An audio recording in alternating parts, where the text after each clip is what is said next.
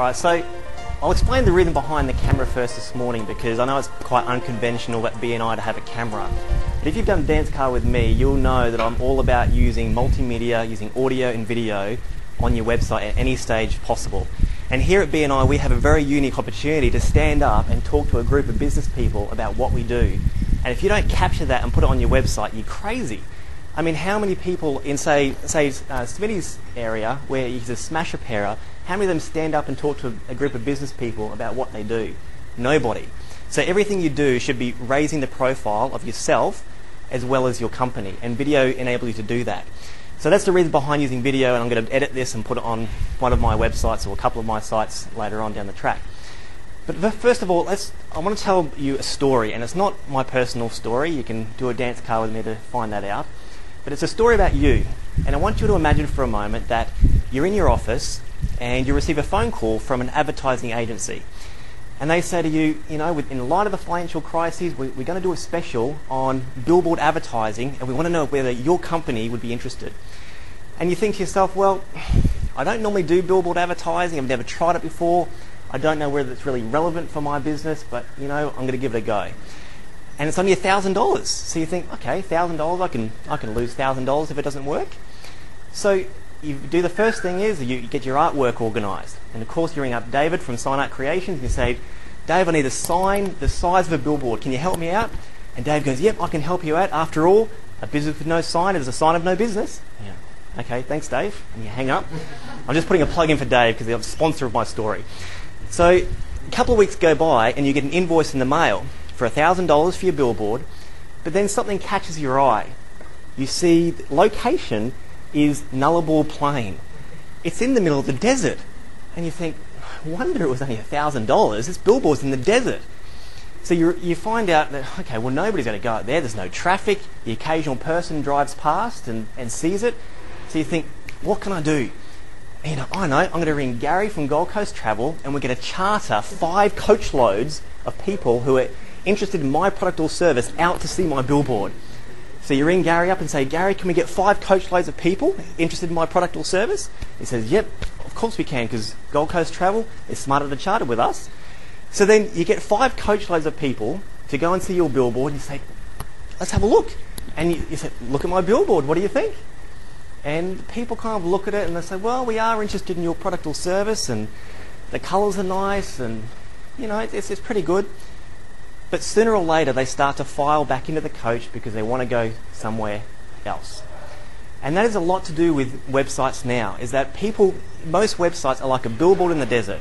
You have the person who occasionally drives past, has a glance, and then surfs somewhere else. And so how do you take your billboard in the desert to something which is more prominent in the city?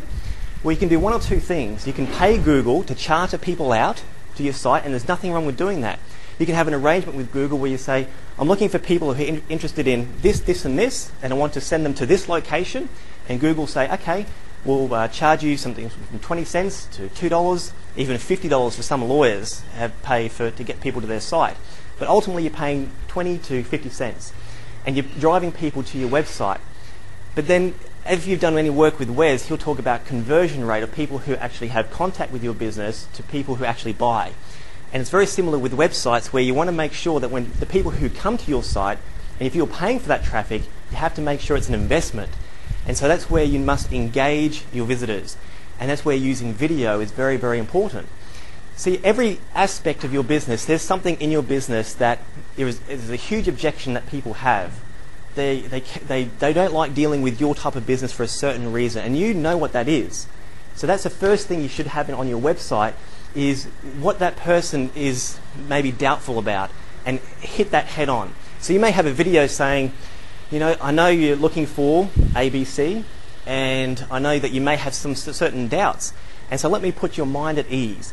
I want you to log in, just put your name and email address at the little box below, and your phone number, and I'm going to give you this free report which will help you avoid the mistakes that people make from buying from my business. See, if you do that, then you're not going to get everyone who's opting in. But if you're going to have a site, you may as well make it something which is workable, which is going to work. And, you know, unfortunately, a lot of people who buy a website, they shop on price. They might get a few quotes, maybe $1,000 here, $5,000 over here, and they think, okay, let's go for the cheap one. And I love these customers because they end up coming to see me anyway when their site doesn't work. So treat your website like a salesperson in your business. If you had to pay your website a weekly wage for its services rendered, would you pay it or would you fire it and get a new one? You'd fire it because most people's websites don't work. So treat your website like an employee in your business, which is used to collect sales, get prospects, rather than just a billboard in the desert. I suppose that one way to increase your traffic of your site is to know what Google are looking for. And Google are looking for updated, relevant information. They're not interested in a site which gets updated every 6 months or 12 months.